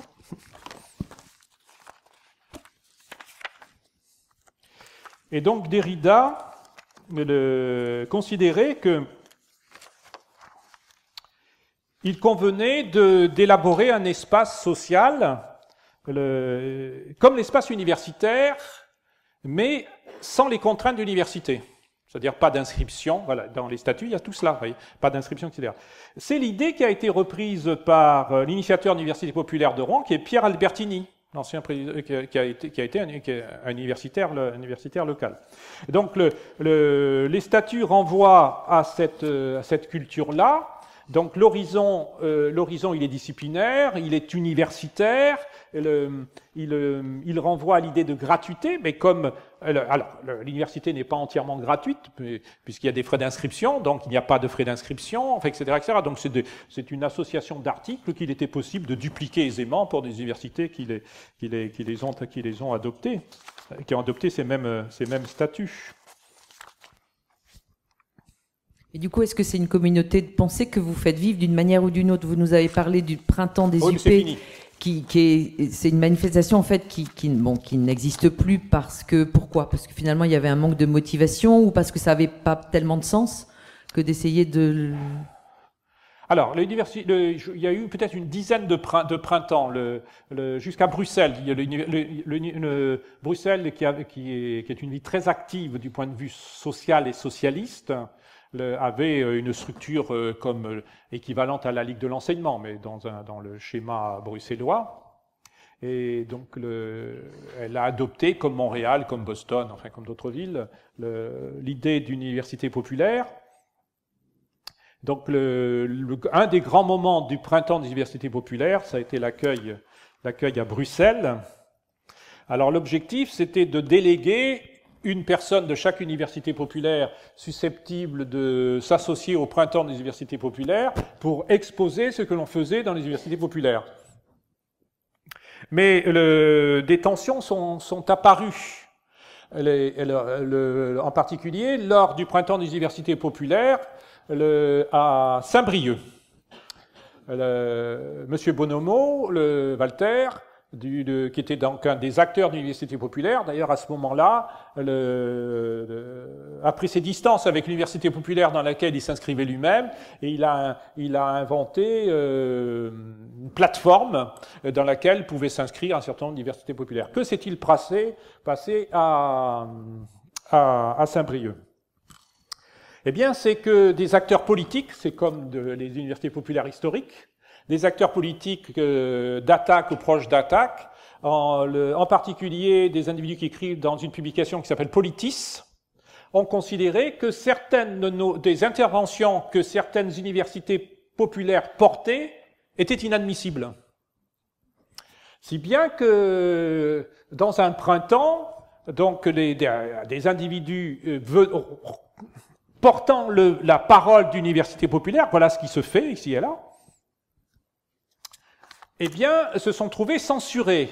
C'était d'ailleurs assez cocasse parce que, pour ce qui est de l'Université populaire de Caen, eh bien, la censure a porté sur le fait que nous avions un enseignement, un cours, qui portait sur l'érographie.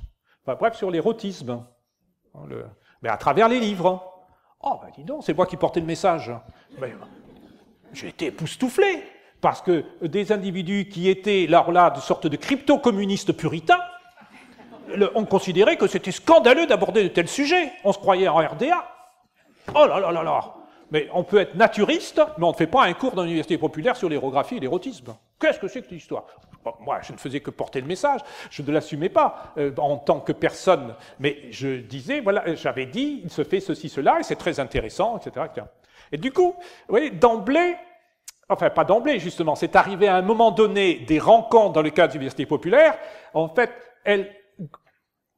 elles étaient apparemment indifférenciées, au sens qu'il y avait des traits organisationnels qui faisaient que c'était la même chose, mais en réalité, du point de vue du positionnement idéologique, du point de vue des trajectoires humaines, du point de vue du propos discursif, Ben, ce n'était plus du tout pareil. Et à partir d'un certain moment, il y a des acteurs d'universités populaires qui ont dit que, en fait, ça ne tenait pas ce que proposaient certaines universités populaires. C'était un cours magistral, et que donc on était des bourgeois qui nous adressions au peuple, mais que le peuple n'avait qu'à prendre notre place. Et du coup, certains se sont dit, bon, on ne met plus du tout de programme du tout, on n'organise que des débats.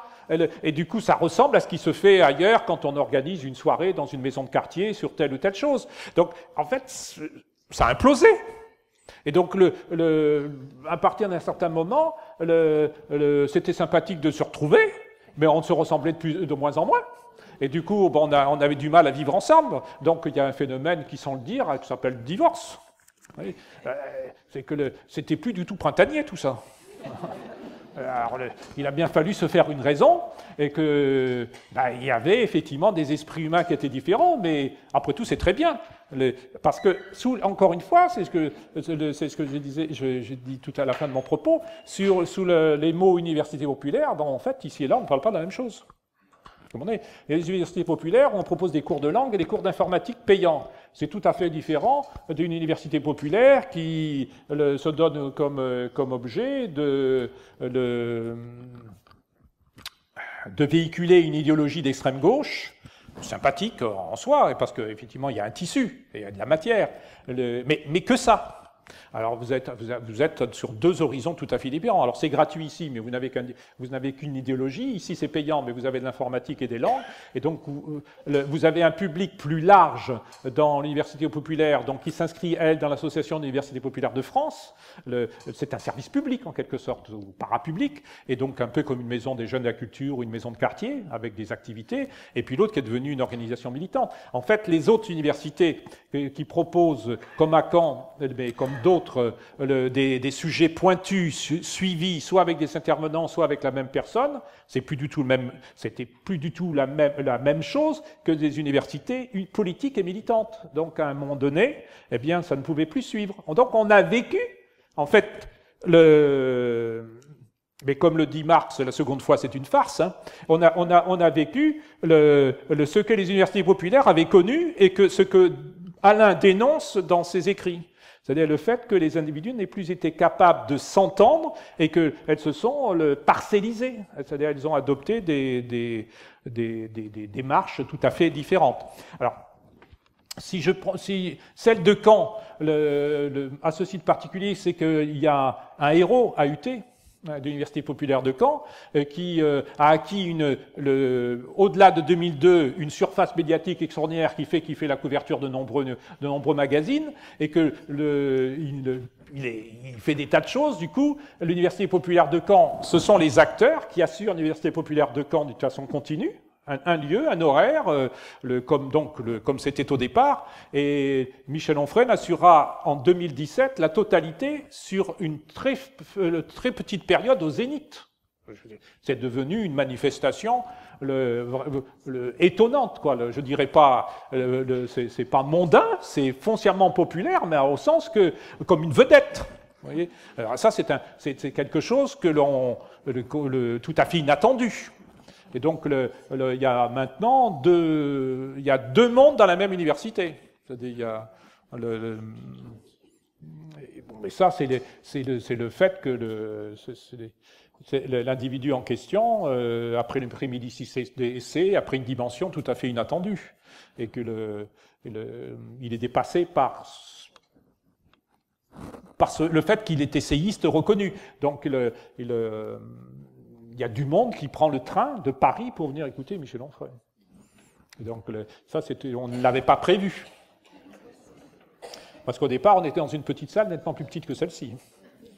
C'était quelque chose qui était un petit peu clandestin. Bon, on ne pensait pas du tout que ça allait prendre cette dimension-là, en fait. Hein. D'ailleurs, on en est un peu victime, quoi, parce qu'en une certaine façon, on ne sait plus comment s'en débarrasser. Alors, parce que les gens reviennent, alors il faut continuer. En fait. Du coup, on devient presque des fonctionnaires, comme on est. C'est quand même inattendu, ça. Hein, puisqu'au départ, effectivement, c'était... Oui, parce que représentez-vous qu'au départ, il n'y avait pas d'enseignement sur les coléoptères. Hein, et il y avait pas de... Maintenant, il y a des enseignements sur des choses tout à fait inattendues. On a des choses sur la glaciation. Enfin, ça devient de plus en plus une université bis. Puisque une partie des acteurs, les derniers nés, viennent de l'université de Caen, cette fois-ci. Ce qui n'était pas le cas au départ. En fait, à la différence de Rouen ou du Havre, en fait, l'université de Caen n'a pas du tout apprécié l'université populaire. On était très peu d'acteurs de l'université de Caen. Hein, le mathématicien venait de l'ESPE, moi-même je viens du Carré international, puisque j'ai enseigné le français langue étrangère. On était très peu d'universités. La demande de Michel Onfray n'a pas été reçue auprès de l'université. L'université de Caen, peut-être parce que ce sont essentiellement des Parisiens, ouais, je ne sais pas à quoi ça tient, mais bref, sociologiquement, ça n'a pas marché. Et du coup, c'est avec le temps que des universitaires de Caen, des physiciens, des spécialistes des sciences naturelles le sont venus, et du coup, ça a pris une toute autre dimension, parce que 21, ça commence à être déjà une grande classe, c'est à gérer tout ça, entre nous, hein, c'est pas facile.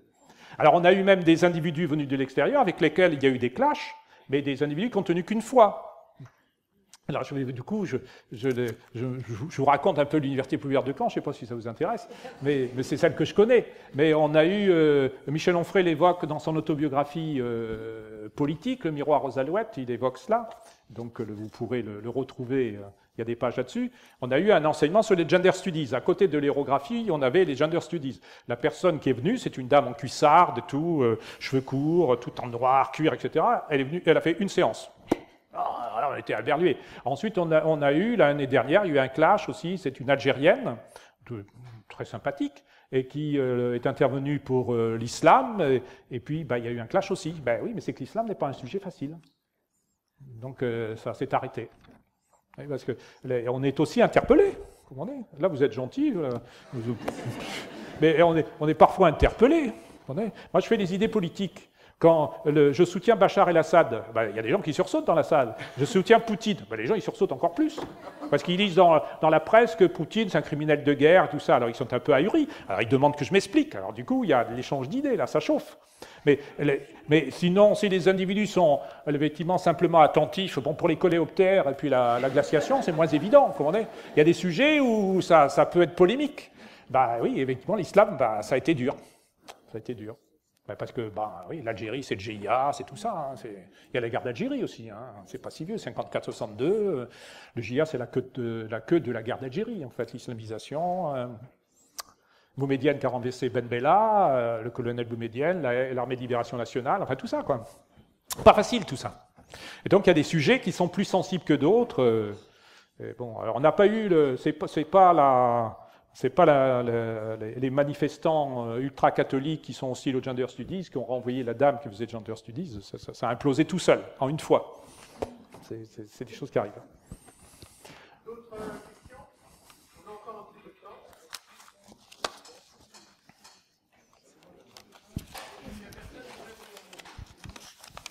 Il y a quand même quelque chose de difficile à mesurer, c'est la faiblesse de l'écart entre une université populaire qui assure, certes, librement, gratuitement, mais une série, on va dire, de conférences-débats sur une thématique, comme un cours à l'université, et ce que pratiquent toutes les universités depuis toujours, c'est-à-dire l'inscription comme auditeur libre. La seule différence, c'est comme auditeur libre, peut-être certains d'entre vous sont auditeurs libres à l'université du Havre, vous payez.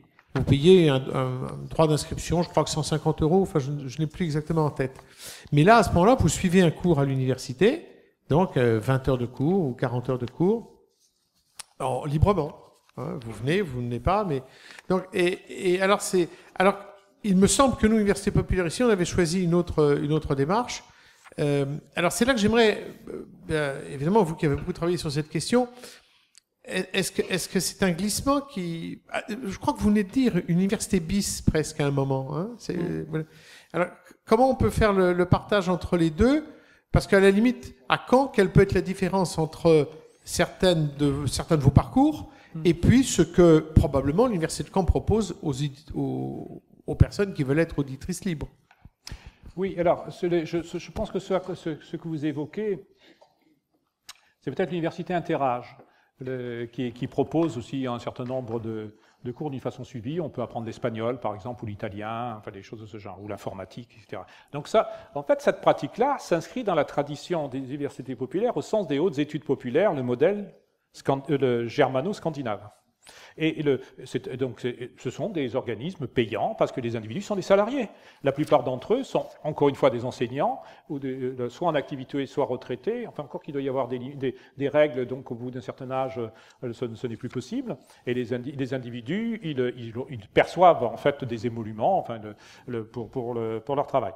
Alors que les universités populaires, telles que celle de Caen et quelques autres, c'était la thématique de la gratuité. C'est déjà un partage particulier. Et puis, l'esprit n'est pas le même. L'université, elle accueille essentiellement des étudiants.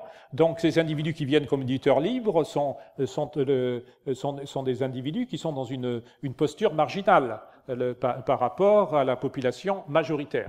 Alors, en revanche, l'université populaire, ce sont les auditeurs libres qui sont majoritaires. Et on le regrette, mais nous n'avons quasiment pas d'étudiants. Et c'est quelque chose qu'on a suivi à travers le temps. On n'a quasiment pas de réussite sur ce terrain-là. Elles ne sont pas ouvrières non plus. Celle du Parti communiste l'était. Mais effectivement, c'était des universités populaires militantes. Moi, je regrette le Parti communiste comme représentation nationale, parce qu'en fait, à la Chambre des députés, nous avions des députés qui étaient ouvriers agricoles. Et ça s'est perdu avec la disparition du Parti communiste.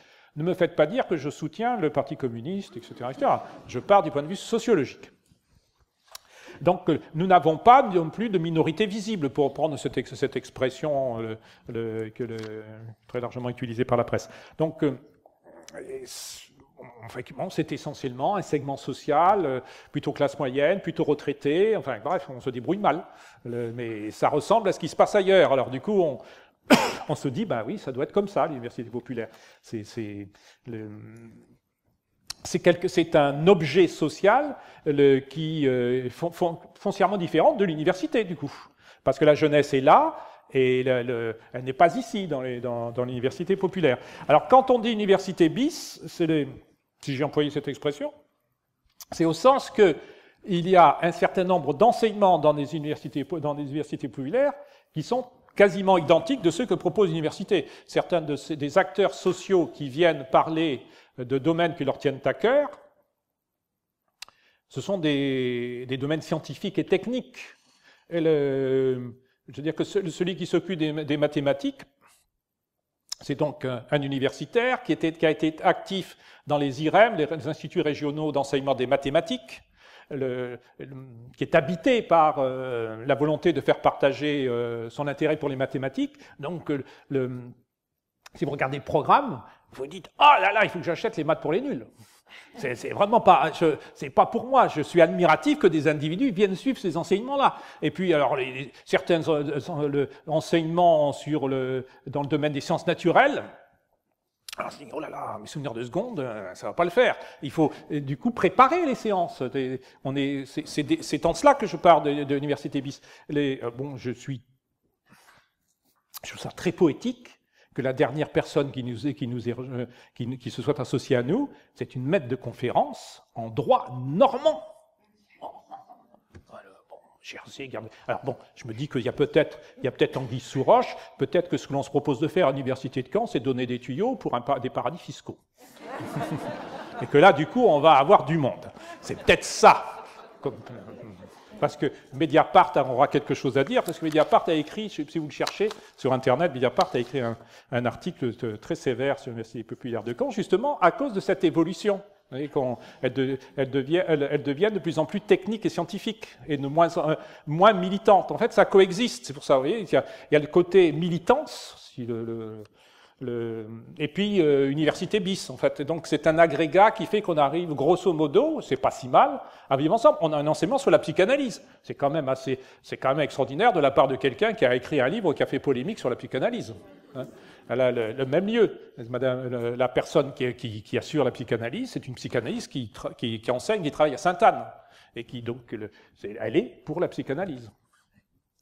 Et monsieur Onfray dit que bon, la psychanalyse, c'est pas du tout sa tasse de thé, mais bon, ça existe ensemble, quoi. C'est ça qui fait l'intérêt du lieu. Mais ça, en fait, c'est une évolution, mais qu'on n'a pas voulu, en fait. Parce qu'on a été dépassé, encore une fois, par l'événement. C'est pourquoi je vous dis, c'est comme Asmodée, c'est comment s'en débarrasser, quoi. Ce truc, il devient tentaculaire, c'est comme les pommes de terre dans le panier, comme on est quand elles vieillissent. Alors, on vieillit. Du point de départ, nous ne sommes plus que deux, Michel Onfray et moi, parce qu'une partie des acteurs qui avaient créé l'université populaire ont créé des universités populaires ailleurs. Séverine Onfray, qui enseignait la philosophie, elle en a créé une dans sa commune, à Mantes-la-Jolie, puisqu'elle était agrégée de philo en lycée, elle a pris sa retraite, elle a créé une université populaire. Mais une personne qui intervient à Caen sur le commentaire philosophique avait créé l'université populaire d'Arras qui a disparu. Et comme elle souffrait de ne plus être une upiste, parce que c'est une catégorie upiste, ce sont ceux qui interviennent dans une UP, eh bien elle a quitté Arras pour venir à Caen, retraitée, pour faire le commentaire philosophique. Je trouve ça admirable. Et donc on a effectivement des va-et-vient comme ça. Quelqu'un nous a quittés, mais quelqu'un est venu d'ailleurs pour nous rejoindre. Donc tout ça, on ne l'avait pas du tout prévu. Parce qu'au départ, on s'était monté un peu le bourrichon, on s'est dit, oh là là, Le Pen au second tour, mais c'est abominable, il faut qu'on fasse quelque chose, et tout ça. Puis en fait, maintenant, avec la distance, on s'en fout de tout ça. Parce qu'en fait, c'est devenu tout autre chose. À la limite, ça fonctionne tout seul, on ne le maîtrise plus. Ça fonctionne tout seul. Pourquoi? Parce que ce qui fait que, je pense que pour vous ici, il y a Madame Lafont qui travaille au Volcan, qui doit jouer un rôle. Nous, c'est Dorothée. S'il n'y avait pas Dorothée, tout s'effondre. C'est pourquoi, justement, je vous ai dit, dans les universités populaires, ça a été très souvent masculin. Il y a eu quelques femmes. Mais justement, ces quelques femmes, elles valent pour 2 ou pour 3.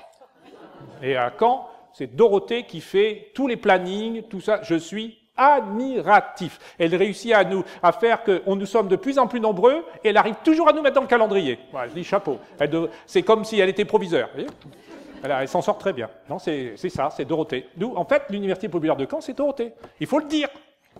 Au-delà de l'idéologie, etc., ce sont des personnes qui font cela. Et en fait, vous pourriez initier quelque chose, ça dure 1 an, ça dure 2 ans, ça dure 3 ans. Il y a des universités qui s'effondrent. Celle d'Amiens, je suis intervenu comme pour vous sur l'université populaire à Amiens. Ils étaient malheureux comme les pierres parce que ça marchait plus, etc. Ils ont décidé peut-être même d'abandonner l'appellation. Celle d'Auxerre a disparu. Un des acteurs de celle d'Auxerre dans Lyon, c'était un conseil municipal écologiste, et bien du coup, elle est devenue simplement une structure où on réfléchit sur l'écologie, mais du coup, elle est la continuation d'un parti. Bon, il y a des lieux. Alors, je suis toujours dans le droit fil de votre réflexion. Il y a des lieux où c'est vraiment l'équivalent du Collège de France. C'est le Collège de France bis. L'Université populaire du musée du Quai Branly, donc, qui a été fondée par Catherine Clément, donc, qui est philosophe et romancière. Voici son programme. Vous le trouverez en ligne. Elle date de 2010. Elle est nettement plus récente que celle de Caen et celle de Lyon. Autour de 4 cycles thématiques, les grandes révoltes, très intéressant les grandes révoltes, hein, c'est le pasteur Martin Luther King, c'est tout ça au programme. L'enfance, parce qu'effectivement des enfants sont prostitués, etc. Décalage, alors là il faut expliciter, donc le site le fait, les autres et nous, bon c'est la question de l'altérité, et grand témoin, et d'un nouveau format, variante et déclinaison, là il faudrait du lexique, parce que c'est pas très... L'université populaire interroge pour la 10e année les rapports entre les cultures et les questions d'universalité, d'altérité et de mémoire. Vous voyez bien qu'il y a bien un champ qui est convergent, c'est-à-dire qu'effectivement on ne parle pas des coléoptères et de la glaciation. C'est une équipe qui a un projet et ils font venir effectivement des individus qui eux-mêmes peuvent être des acteurs du Collège de France ou de grandes universités parisiennes dans des domaines, ou même des étrangers. Mais ça, c'est le support, c'est le Quai Branly, c'est le musée Quai Branly, Jacques Chirac. Ça va? C'est pas rien. Donc il y a une cohérence par rapport au lieu, avec un projet politique au sens noble. C'est-à-dire, il ne s'agit pas de se retrouver entre soi avec des convictions que l'on partage. On va à la rencontre d'un public par rapport à des sujets mais importants. Effectivement, il va falloir que l'on assume les phénomènes migratoires, parce qu'à côté des migrations qui sont liées à des faits de guerre, nous allons avoir des migrations avec le climatique.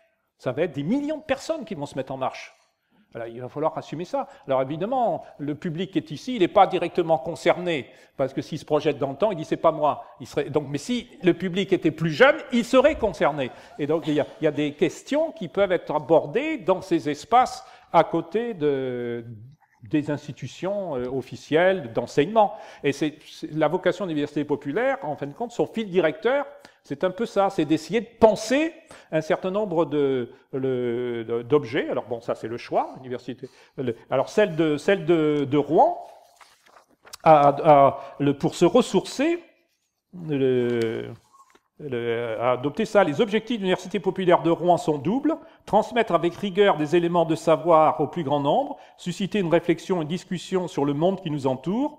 Au moment où la marchandisation, on se croirait c'est presque attaque, mais ce sont des juristes au départ. Au moment où la marchandisation et l'uniformisation gagnent du terrain, sous la pression d'intérêts économiques, il est encore plus nécessaire de créer des lieux d'échange et de débat permettant de mieux comprendre les enjeux de notre temps. Dans le droit fil des sociétés d'émulation et d'éducation qui se sont développées à la fin du XIXe et au début du XXe siècle, l'université populaire connaît un regain d'intérêt depuis une dizaine d'années. Il se trouve que celle de Rouen, vous trouverez son site sur Internet, eh bien, elle s'est étiolée et qu'elle a décidé de faire autre chose. La participation du public a varié de quelques dizaines à 150 personnes. Ces derniers mois, elle a rarement dépassé la trentaine. J'avoue, c'est le fondateur qui écrit, que mobiliser à nouveau les spécialistes pour un public aussi réduit n'est pas particulièrement agréable, parce qu'elle fonctionne comme la vôtre, avec des intervenants. Et du coup, ils ont fait le choix de centrer sur quelques thèmes, d'une façon donc réitérée, c'est-à-dire que ce ne sont pas les mêmes personnes qui interviennent, mais c'est le même thème, un peu comme le musée du l'université populaire du Quai Branly. Et toute université populaire, à un moment donné, elle se pose la question de la légitimité de ce qu'elle fait. Alors, pourquoi faisons-nous cela? Surtout dans un cadre qui peut paraître routinier. Alors, on est amené à renverser... Je vous ennuie pas, là, parce que... Non, ça va? Bon. Parce qu'on est amené à renverser complètement la perspective. On se dit, bon, c'est routinier, ce sont des individus qui reviennent, etc. Donc, comme un cadre scolaire. Alors, on a quitté l'école, on y revient, quelle idée, etc. Mais justement, on peut renverser la perspective, ce qui fait que le cadre routinier, que ce soit le même espace, que l'on côtoie des individus que l'on a déjà vus parce qu'ils sont venus dans les séances antérieures, en fin de compte, c'est reposant du point de vue de la forme, si bien que la tension intellectuelle porte simplement sur le sujet. On n'a pas à appréhender un nouveau lieu. Où est-ce se trouve la maison de quartier? Oh là, il faut que je regarde sur Internet. Ah, c'est à Beaulieu, c'est à côté du stade, c'est pas la même place que l'autre fois. Oh, les francs-maçons, ils ont encore changé de place et tout. Ah, les réunions, les salles municipales, c'est la croix pour avoir la clé et tout ça. Alors que là, c'est organisé, c'est reposant pour la pensée. Et du coup, la pensée, elle focalise que sur l'objet de l'intervention. Alors, on ne sait pas très bien comment l'appeler, on parle de cours, d'intervention, enfin, justement, parce que comme c'est un peu université bis, on est à employer les mêmes mots. Et, je vais au cours, disent certains, je vais au cours, je vais suivre le cours de monsieur Untel. On se dit, attends, ben, je me suis trompé d'étage. Mais il y a effectivement un cadre formel qui peut être intéressant. Et c'est pour ça que l'université populaire du Quai Branly a effectivement un auditoire, et que je comprends que l'université populaire de Rouen et fait le pari d'adopter la démarche de l'université populaire du musée du Quai Branly, Jacques Chirac, pour le recentrer sur un certain nombre de sujets. Alors nous n'en sommes pas encore là, mais justement je me demande pourquoi. Je me demande comment, il y avait la réunion rentrée avait lieu ce soir, je me demande comment on a pensé, les collègues autour de la table ont dû se dire, enfin les collègues, comment on parle, c'est le mimétisme professionnel. Eh bien, je vois bien une pensée intérieure du genre, mais qu'est-ce qu'elle fait là, avec son droit normand là? Pourquoi on l'a recruté? Qui c'est qui l'a recruté? Parce qu'en fait, on fonctionne par l'élargissement personnel. Voilà, on dit, tiens, ben, ça vous intéresserait de venir, ou ça t'intéresse, selon comment on se tutoie, on se voit, et du coup, ça grossit, et à un moment donné, il va falloir qu'on s'arrête. Parce que c'est comme la poule, hein, enfin, comme la grenouille. Donc, il va falloir s'arrêter. Bon, vous avez une autre question ? Merci infiniment pour cette, alors je ne sais pas, conférence, propos, dialogue, extrêmement stimulant pour nous, mais dans lequel on se retrouve très à l'aise. Parce qu'on n'est pas si institutionnel que ça, on fonctionne aussi par et toi si tu faisais ci, et toi si tu faisais ça. Et c'est vrai qu'on fonctionne aussi ici, ceux qui nous suivent depuis 10 ans, sur des cycles. C'est-à-dire qu'on n'a pas la même année 20 heures qui se suivent, mais le cycle sur le corps, il a duré pendant 8 ans ou 9 ans, par exemple, 10 ans. Vous voyez. Donc merci en tout cas d'être venu jusqu'à nous, malgré une réunion importante pour vous. Allez, merci.